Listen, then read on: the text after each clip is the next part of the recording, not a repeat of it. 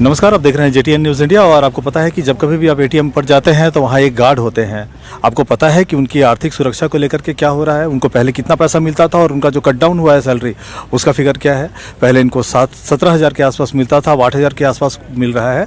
ऐसे हालत में जो कट डाउन हुआ है उसको लेकर के कोई प्रॉपर जानकारी इनके पास अभी तक नहीं दी गई है।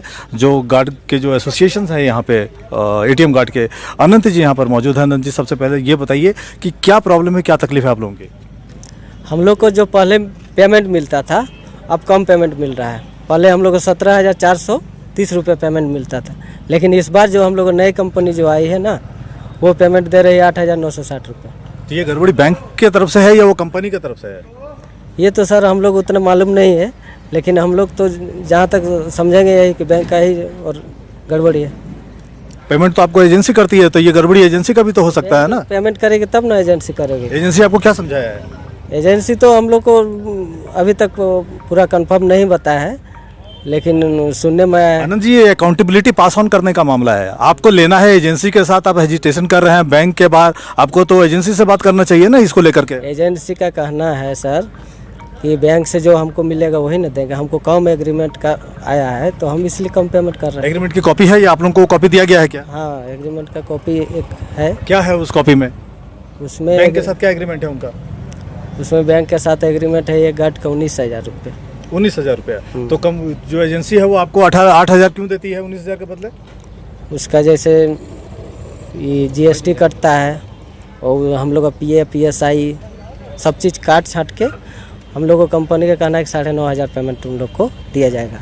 लेकिन इस बार 28 दिन का महीना था, इसके कारण 8,960 रुपया। यानी कि ये डेली बेसिस पे आप लोग हैं, तब तो ये दिन के अनुसार कैलकुलेशन हो रहा है। उनका कहना है कि 30 दिन में 9,500 पेमेंट मिलेगा। यानी कि बैंक के साथ एग्रीमेंट है 19,000 में, आपको दिया जाता है 9,000 के आसपास। क्या सही है ये फिगर? हम लोग का सही कैसे सर? पहले मिलता था उतना। ये फिगर सही है ना? इतना ही मिलता है, 9,000 ही मिलता है ना? अभी आया इस बार का पेमेंट, फर्स्ट पेमेंट आया है 8,960 रुपये। इसके अलावा क्या कहना चाह रहे हैं ये बताइए।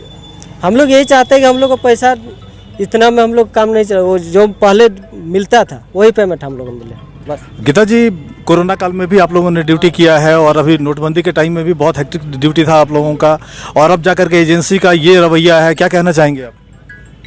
सर, इसके लिए तो हम लोग आप ही लोग से उम्मीद लगाए हैं कि कुछ ऐसा कर दीजिए कि जो हम लोग और हम लोग का बाल बच्चा अच्छे से रह पाए, अच्छे से उनको पढ़ाई शिक्षा दे पाए। इतना कम वेतन में हम लोग से संभव नहीं हो पा रहा है। सब हम लोग सब शौक में आ गए हैं कि इतना कम पेमेंट में अपना बाल बच्चा पढ़ाए कि अपना रोजी रोजगार चलाए। क्या करें, कुछ समझ में ही नहीं आ रहा। अभी रीजनल मैनेजर से मिलने जा रहे हैं SBI में, क्या कहने वाले हैं रीजनल मैनेजर को? बस उनको यही बताइए कि जो हम लोग को पहले पेमेंट मिल रहा था वो रिक्वेस्ट करे कि वही मिले और रिलीवर गार्ड ना चढ़े।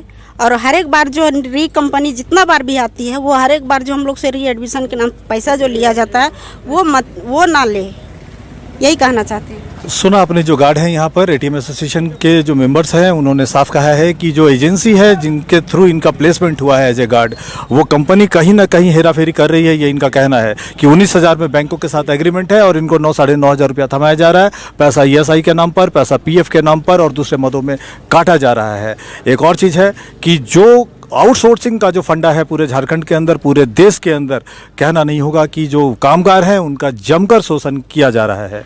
जेटीएन न्यूज़ इंडिया के लिए मैं विजय कुमार सिंह, बोकारो।